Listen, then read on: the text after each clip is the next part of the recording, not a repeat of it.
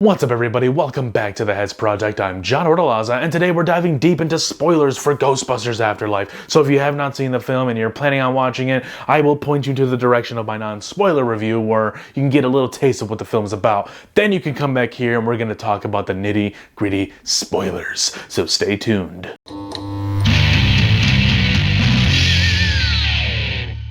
Yeah, the original cast is back. Yeah, they're back as their characters. They're not playing, oh, I'm Dan Aykroyd as the cab driver. Oh, I'm Sigourney Weaver as just a lady with glasses. Oh, I'm receptionist who's... well, she's another receptionist, but she's not the same one, but she's the same thing, really. Bill Murray was kind of debunking ghosts and Ghostbusters in that 2016 film, which is kind of what he was doing on that talk show for the beginning of the second film, so I guess. But he was a totally different character. And then Ernie Hudson kind of just shows up at the end. Look, I have a lot of issues with the cameos in there. They chose to distance themselves from that universe to create their own thing, to start the Ghostbusters mythos all over again. That's what they chose to do. But they wanted to have their cake and eat it too by bringing the cast back as cameos just so they can have the faces there, because that's all people care about is the faces. No, us fans of the real IP would love to see the characters back. Of course, it's cool to see Bill Murray and Dan Aykroyd back, but it doesn't serve a purpose if they're just there to be like, hey, I endorse this. Like, that's... I'm not into that. I liked how they did it in this film, so to go right into it, Phoebe, Trevor, and their mother, played by Carrie Coon, they're the family of Egon Spengler, who passed away. In real life, in 2014, in the film, he passes away like a few weeks prior to the movie starting. And it opens with some guy in this farmhouse, and he's going through his house, and like there's weird things happening, some ghosts. A ghost almost kills him. I think a ghost actually does kill him. But it was just really cool, dude. I like that tie-in that they brought, and they made the film around the one who couldn't be here. And that was really heartwarming to me. It was all about Egon Spengler, and they centered that story around him. He was one of the cool characters. It wasn't my favorite. I'm a Bill Murray guy from that original film. He's my favorite. But I did appreciate what Harold Ramis brought to the role and to the film, because he wrote the film with Dan Aykroyd. So there's a lot of love to be had with Harold Ramis and his character Egon Spengler. You could tell they wanted to make this film for him because he could not be here. And just the thought of that really does make me a little emotional, because it's just really nice that they're all like friends and close in real life, and they love each other, and they wanted to do this. So Phoebe and Trevor are the grandchildren of Egon Spengler. I don't know if that was a spoiler or not. I think a trailer says that, or it was just kind of common knowledge. I didn't want to give it away though. So they all get arrested. They confiscate the hearse, the proton pack, the ghost trap. Phoebe looks at the officer and says, I deserve a phone call. He just looks back and says, who are you gonna call? It was just so cheesy, but I liked it. And she ends up calling Stance, the original Dan Aykroyd Ghostbuster. He's just sitting right there when the phone rings. I believe it's that second location, because they lost the firehouse before the second film, I believe. So yeah, I really enjoyed going back into that world, getting reintroduced to the characters. It was really cool. Phoebe just mentions Egon Spengler's name, and Stan says he can go to hell. And she was like, oh, he died a few weeks ago. And then Stan just goes radio silent. He is hurt because he obviously didn't mean what he just said. There was probably something that happened, and he goes to mention that, yeah, dude, Egon just took all of our shit and went to this farmhouse all by himself. Like, that happened. He was going crazy, and he wasn't letting us in. Like, I thought we were friends, and he just kind of went crazy on his own and didn't really like keep us in the loop. So I can understand why someone would turn on another person for that, but you could tell it wasn't out of hate. It was just out of confusion, and he obviously still loved Egon. So it was really nice to see that. I loved that little dynamic being played out. These characters, these cameos were more than that. Even though they did show up for just 2 scenes, it felt more important than them just popping up in a cab. Oh, hey, I ain't afraid of no ghosts. I mentioned in the non-spoiler review, Carrie Coon and Paul Rudd's characters were kind of a letdown. Especially I was talking about Paul Rudd and how I thought he was going to be more prominent because he's so in the forefront of the marketing, and I just got that vibe from it. The other two kids I don't even remember being in the trailer, the podcast and the one that Trevor liked.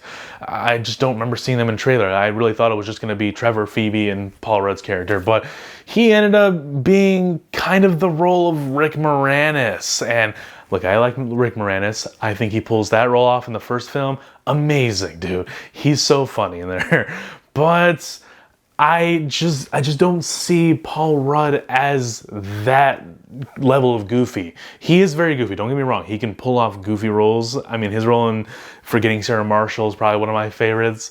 But if I have to be honest, I was kind of underwhelmed as a Paul Rudd fan that they used him in that way. I kind of wish they went away from having that type of a role in the Ghostbusters film, having just some goofy character. And by he occupied the Rick Moranis character role, I mean he was possessed by one of the gargoyles for like the whole third act, and we don't get him back until the very end when everything's all said and done. I thought he was gonna be in it. I thought he was gonna be like the new scientist maybe, or like the new goofy one, but no, unfortunately not. He's kind of the Rick Moranis. But he had some knowledge to him. Like, he knew what was going on. I liked that, though. He wasn't just a complete goofball like Rick Moranis is. He's, like, totally detached from the Ghostbusters. He's just someone who simps for Sigourney Weaver's character. So the whole spoilery story is Egon Spengler went crazy. He had a premonition that there was going to be a big invasion, a reoccurrence of the attack from the ghost that we saw in 1984. Just coming back. There was a couple of years that he sketched on a wall before 1984, and then he wrote 1984, which is the original film. Oddly enough, he doesn't write 1989 for the second one. Definitely doesn't write 2016 for that one. And then he writes 2021. In the third act of the film, Gozer is the one that's trying to bring itself back to life and walk among the living again. The two gargoyles that possess Rick Moranis and Sigourney Weaver in that first film, they form the Gozer that we see, and that's kind of what happens in here. They possess Carrie Coon and Paul Rudd to form Gozer. Creepy, a little silly, definitely not menacing, but I liked that this was an entity that was trying to invade New York in the 80s, in 1984, but now it's back. It's a nice connective tissue that I like to see. Another thing real quick, the new Ghostbusters team that we get, which really isn't thrown in your face as, oh, here are the new Ghostbusters. No, it's just a group of kids who stumbled upon the abandoned tech, and they just so happen to have fallen into these roles of Ghostbusters. It's not like this formal thing. They didn't have to make a whole movie addressing we're the Ladybusters. No, like that's what the 2016 one did. That's 100% what that did. This was circumstance, and it just happened, and it was a natural way of things to go about, and I liked it. Final act, we see Phoebe going up against Gozer. She's shooting right at it with the proton beam, and it's got its own like electricity. It's kind of looking like Darth Sidious, but David Bowie. So that was kind of cool. There was a little bit of a beam struggle there. It was just really entertaining. Again, I liked the character of Phoebe. I think she was really good. She does carry the film, and that's impressive for a young actress. I was thoroughly entertained and thoroughly surprised and thoroughly impressed. Phoebe fails, and it looks like Gozer's about to take over and kill the whole family. It looks like, then you hear someone say, "Hey, did you miss us?" And it's Bill Murray, it's Stantz, it's Venkman, and it's Zeddemore standing over there all Ghostbustered up with the proton packs and everything. It was really cool. A really cool moment. They start blasting at Gozer, but Gozer ends up taking them all down. Phoebe gets back up, blasts them again. This time, she's accompanied by the Ghostbusters, the original three, and then you get a ghost arm wrapping around her proton pack, and it's him. It's Harold Ramis. It's some CGI, of course, some deep fake, whatever you want to call it.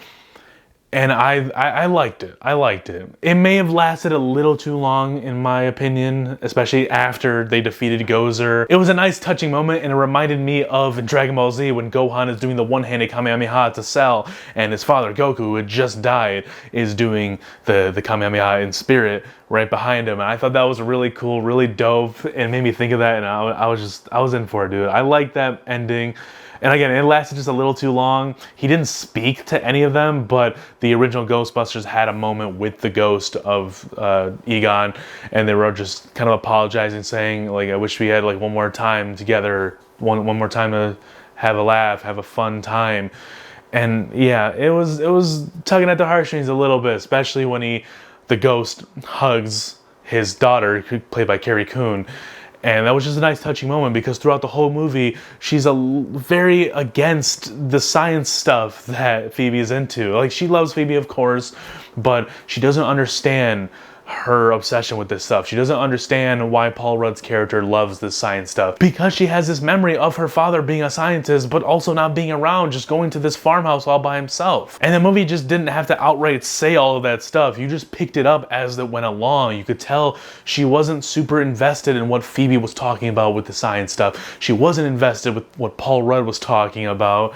And her heart just melted when she went down into that basement of the farmhouse and saw all the pictures of her on the wall. Like, he cared. He didn't just leave to be selfish. No, he cared. He was just super paranoid, and he was ill because of it. The paranoia of the ghosts returning made him ill, and it drew him away from his family, from the other Ghostbusters. So I understand, and I think in that moment when she sees all the pictures, and then when she finally gets to hug him, kind of, she gets it. And it was just so heartwarming, and it did make me tear up just a little bit. I love that scene. It was just really impactful, and it made me tear up a little bit. Then the camera pans up into the sky, to the black sky with the stars, and it says on the left side of the screen, "For Harold Ramis," and then the movie just ends. I love this movie, dude. It's a fun family adventure, and it pays respect to Ghostbusters, and it also breathes a new light into it,